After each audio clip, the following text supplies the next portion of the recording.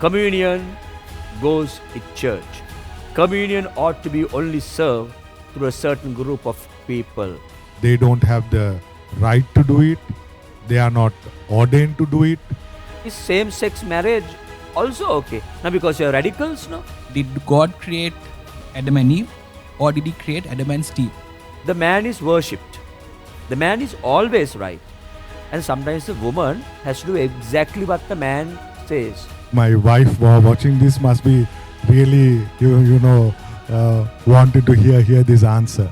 Jesus is coming, are you ready? And this board was there, I think, 40 years ago. And people used to joke and saying, every day this board is there, but Jesus is not coming. You need to be hot for the Lord. You cannot be gray.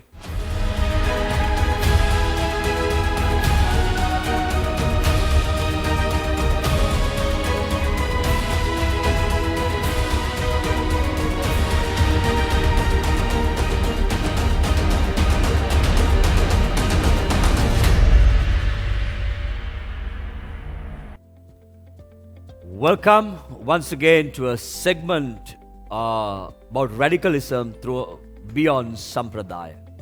Like we promised, I have brought my two friends once again to talk about this subject. And there are a few questions that we're going to pose to them, what people have also asked us. And they're going to give you their honest answers. But I want to start this segment by reading a portion of scripture, because we believe if one ought to be a radical, one ought to be on fire for the Lord. You need to be hot for the Lord. You cannot be gray. In the book of Revelation chapter 3 verse 15 to 16, I know your deeds, that you are neither hot or cold. I wish if you were either one, says the Lord. So because you are lukewarm, I am about to spit you out of my mouth. I wonder if this is the condition of the modern day church. And because it's the condition, I believe, sometimes of the modern day church, this is the condition of the modern day follower or the believer. The church is the mother that gives birth. If the mother is neither hot, neither cold, lukewarm, this is exactly what's going to happen. The church ought to become radical. And if the church doesn't become radical, we're going to miss out on big time. Let me start off very quickly with you, Brother Ivan. You come from a traditional background, and now suddenly you are asked to take Holy Communion at your home. We're breaking tradition. We were always taught and trained, communion goes in church. Communion ought to be only served through a certain group of people. Ivan, you are holding Holy Communion now at your home. Let's be very honest. Was it challenging? Was it difficult? Was it embarrassing sometimes? Because now you have to take Holy Communion with your wife who knows you. Your children are there. Can you just talk a little bit? Because it's a question that people are posting to us. Yes, Pastor. I think that's a very, very, challenging thing which I faced at the very beginning. Because Holy Communion for me, in my life, when I started off going to school and going to the Anglican church, it was always given by a priest, and we only had it on Sunday in church. So this was when we are pushed into this new normal, which is where we all have to be at home and avoid public gathering, that we were requested to have communion with our family at home. First of all, it was I was debating with myself as to whether this path is correct. But as we always, and we have learned in Bethany also, that if it's biblical, then you follow it. Jesus said, do this as often. Do this as often. So which means, if your heart is reverent and if you are in the right mind, and that only God knows. People can judge you. People will say, oh, they are doing it in their home. They don't have the right to do it. They are not ordained to do it.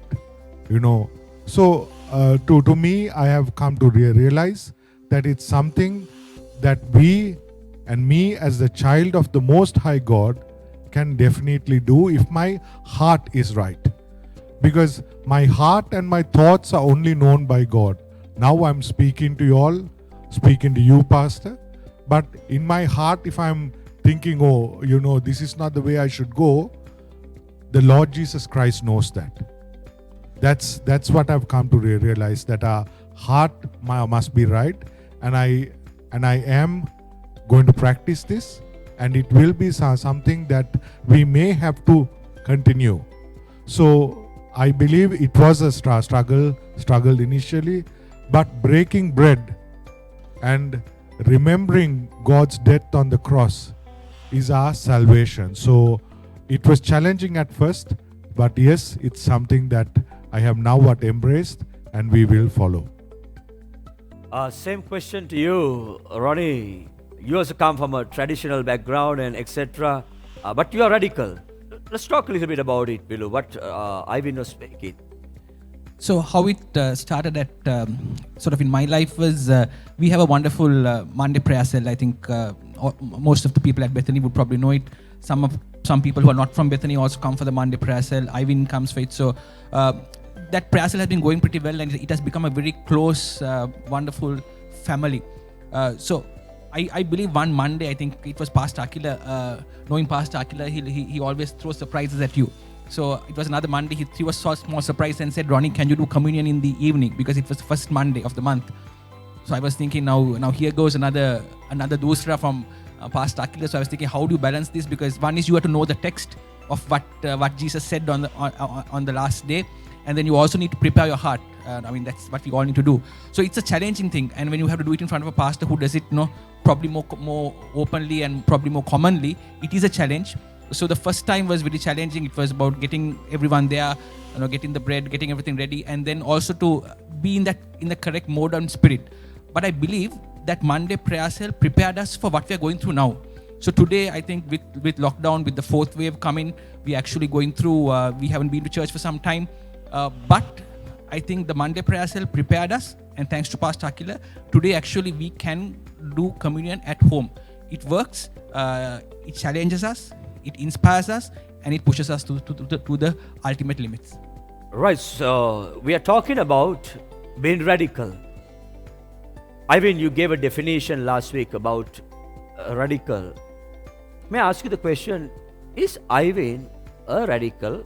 And if Ivan is a radical, why is Ivan a radical?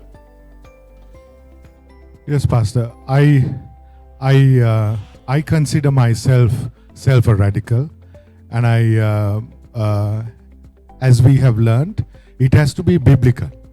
You just can't be radical just to satisfy yourself, but you have to be radical to glorify God. I think Ronald touched upon it last week, where he said, look, it has to be biblical and it has to bring glory to God. We were created to bring glory to God. So I believe that I am a radical person in everything that I do, because we have to change the norms, and we also have to challenge the norms.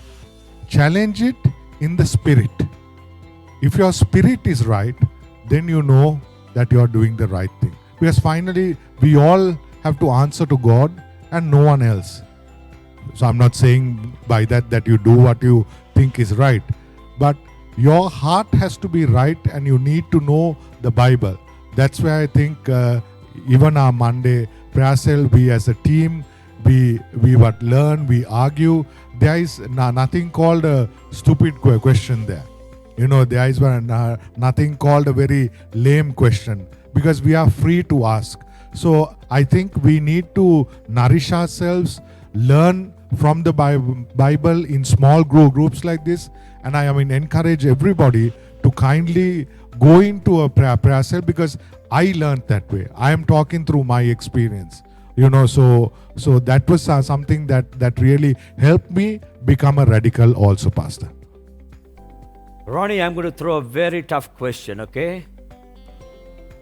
So y'all are radicals. Y'all are changing history. You all are change in culture, so you are radicals. So radicals, so you mean is same-sex marriage also okay? Now because you are radicals, no? You are change in history? Ronnie, what about that question? So that's a good question, because most people will challenge us with that question, saying, okay, radical, so what about this? I mean, the whole society is saying this. I mean, I think even at the Olympics, I think they were trying to promote it. A lot of countries promoted it. But the question, once again, I'll go back to the base. The base is it biblical? Did God create Adam and Eve, or did he create Adam and Steve? So I'll go back to that base question of what is biblical? Is it biblical? Is it on the Christian values? And does it glorify God? So if these three things are there, I believe it is radical. So once again, I think that's why I think sometimes we are not talking of extremism. So we need to be careful that we put these two words on two extremes. It is not extremism. It's about being radical, and we have three simple norms what we need to follow if we want to be radical. And I believe if we follow that, we can't go wrong.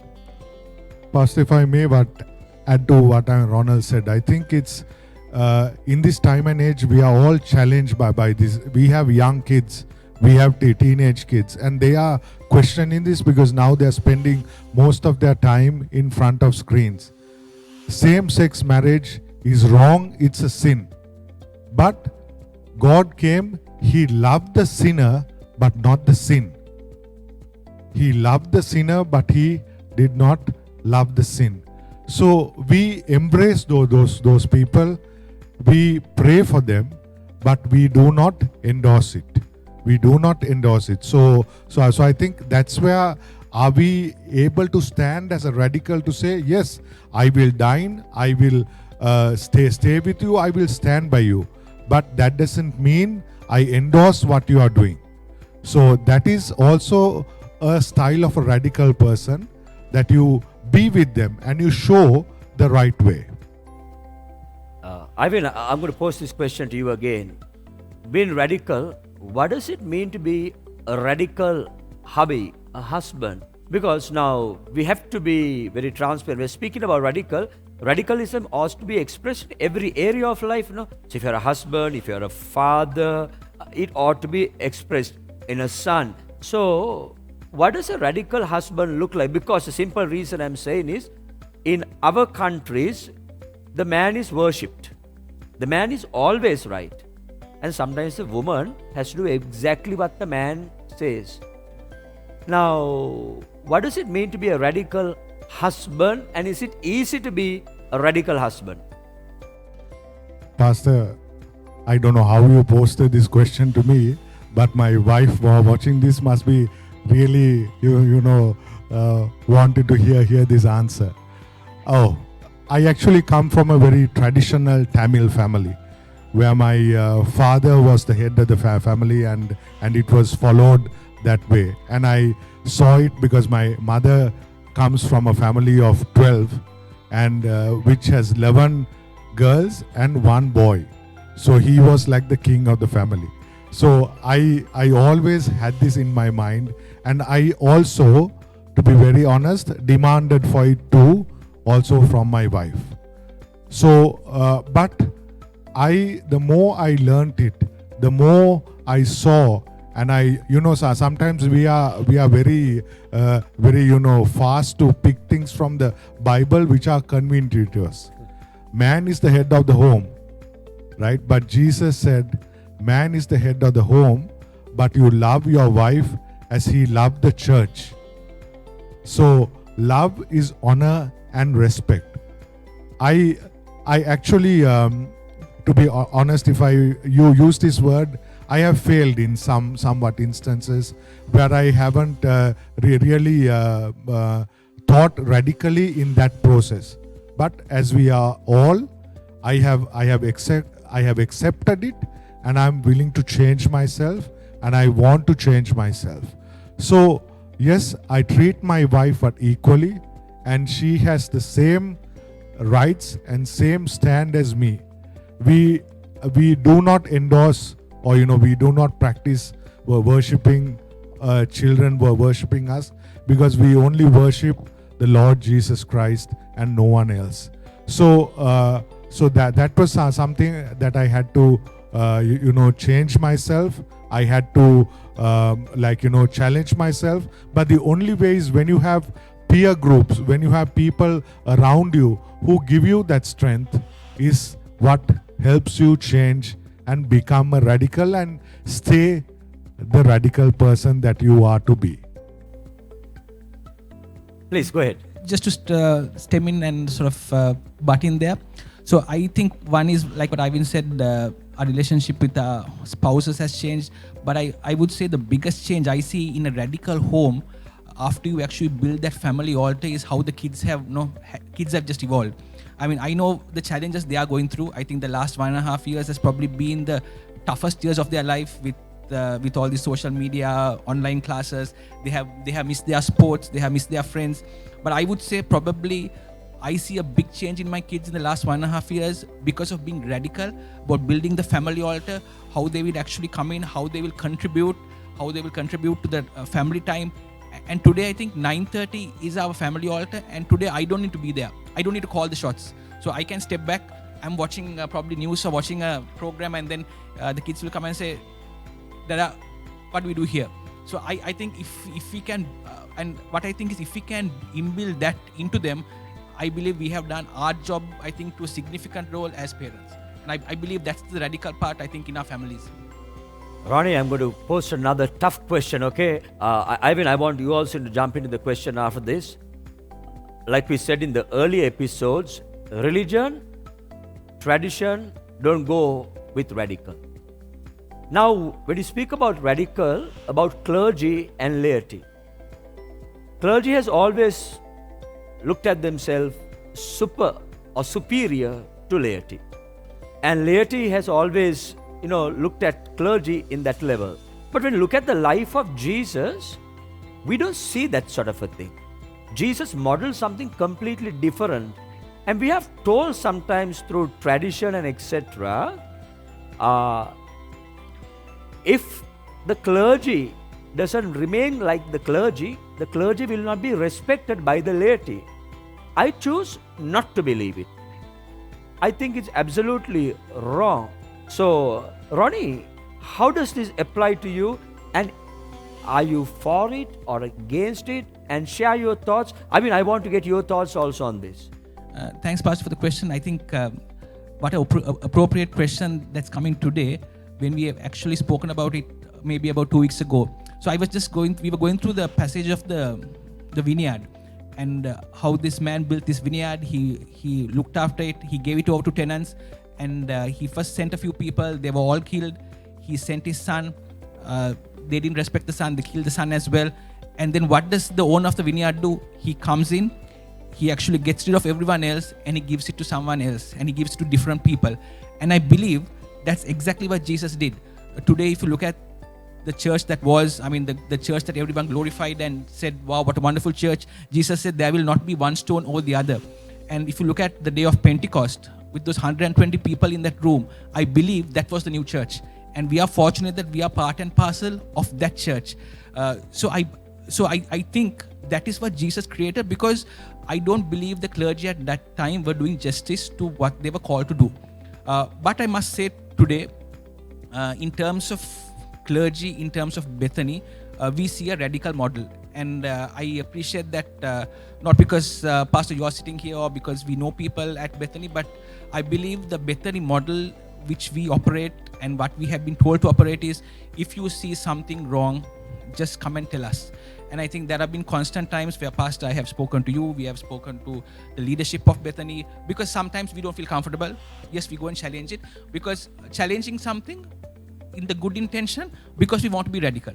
So I believe something that I have seen in the Bethany model for the past 4 years is something which I love, and I will endorse it. And I like the culture of how it's, you need to have the culture to do something, no? You can't tomorrow come and say, okay, challenge me. It might not work always. But I believe Bethany has built that culture where you can actually go up to people, talk to them and say, hey, I love you, but what you did that day was not right. And I think it's done in the correct context, it's done with the correct intention, people will accept it. So I think I just love that model, and I believe that's the way it needs to go. Yes, I think Ronald, you were right in bringing out two of those words, which was one was tradition. You know, as I said 1 week back, it is traditions have been formed for the benefit of some people. That's why they say it's tradition. When some are comfortable, some are uncomfortable. So here to answer the question of how clergy and how the Bethany model is working is for me is how Jesus lived his life. Jesus was a carpenter. He didn't come. He could have easily become a king. He could have easily become a ruler, right? He could have done all that, but he came as a common carpenter in that era, and he lived his life so that people saw him as that common man. He didn't become a Pharisee, where he distinguished himself from the others in society. So I think something that I have told this to you, Pastor, too, at many times when I spoke to you. The first day when I came into Bethany, what I heard was, if it's not in the Bible, please do not accept it. We follow what is in the Bible. And I think what the pastors in Bethany are doing now is a fantastic model that is being followed, where you are also in the marketplace, where you can challenge people, where you can empathize with people of what they are going through. I mean, the marketplace is now so corrupt. People are craving to do business with genuine, sincere people. Now, genuine, sincere comes from your heart. And as I always say, and I believe, it's our heart is only known by God and ourselves. So I think it is the way forward. It is a radical thinking, because it is not this distinguished person who is only met at a sanctuary, but a person who is out there meeting the same challenges that we would meet, and how he is biblically overcoming those challenges are what we learn from. God said, let your actions speak louder than your words. Now, what a fantastic, I'm telling you what, the time is just passing by. I've been at Ronnie Bar. Ronnie, once again, because it's beyond Sampradaya, we ask these questions. Be very honest with me. I know you guys give the honest answers. Are you honestly happy with the progress of the Sri Lankan church? Now, you guys are business people. You are in the marketplace. Ronnie, you are doing business for 25 years and your market share is only 1%. Are you going to be happy? What are you going to do with the people that you hired? So, your answer on this. So that's a challenging question, because I think we are part and parcel of this together.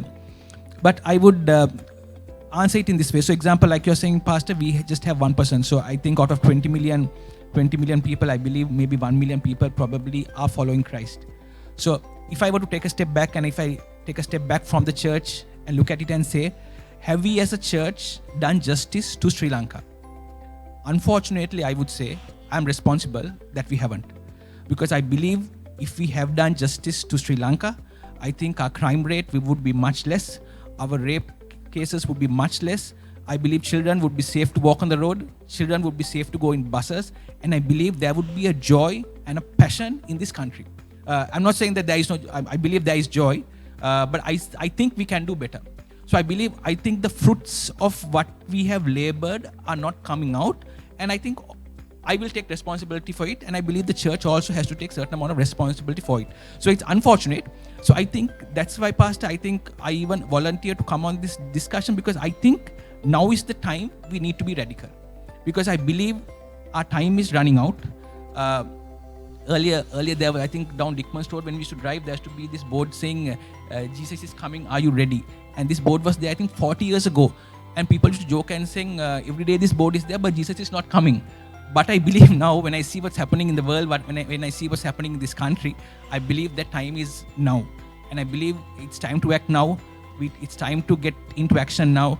and it's time to be radical now, because I believe it would be heartbreaking for me to actually look at a person who is a close family member of mine and say, I could not minister to this person, or I could not introduce this person to Christ. I think would be heartbreaking for me. And I hope none of us will go through that point of our lives where we look at someone and say, I just could not minister to this person, and probably I missed the bus.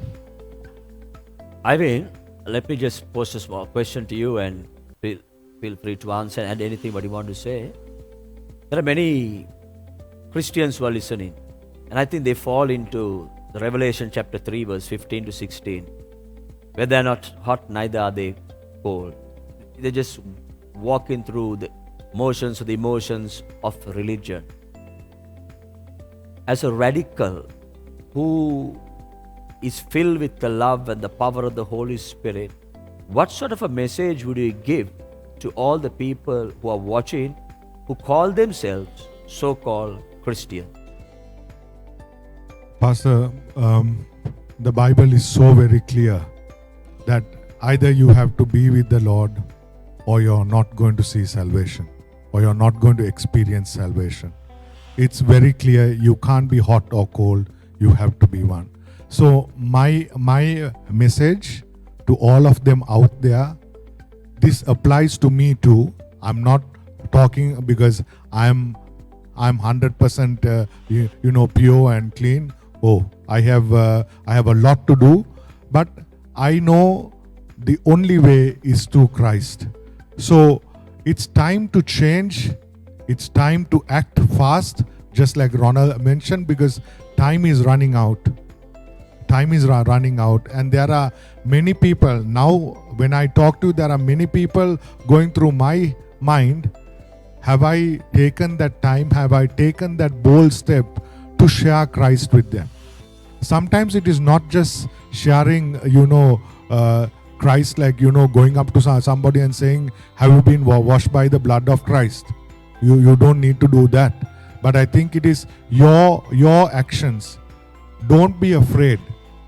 Because if we stand strong and if we go boldly, the Lord Jesus Christ will help us. My thought to all of them who are watching now is, don't be religious, be radical. Don't be religious. Yes, you heard me right. Be radical, which will bring glory to God, which is biblical. Glory to God and biblical. So the time is short.